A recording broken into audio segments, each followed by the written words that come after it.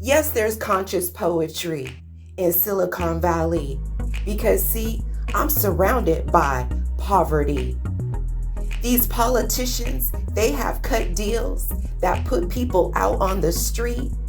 People are homeless, cold, and hungry. Yes, there is poverty in Silicon Valley. Though there are billionaires, millionaires, those are the same people who invest in me and put me on the streets with the high cost of living.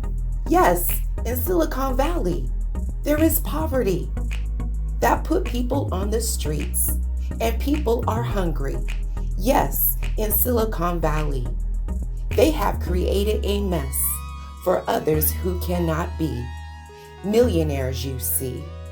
There are so many. But yes, there is plenty of poverty.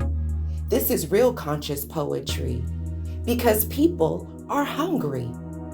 People out on the streets. How could this be?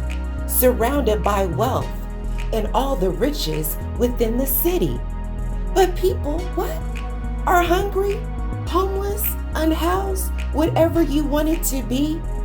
But yes, this is conscious poetry because there is poverty in Silicon Valley.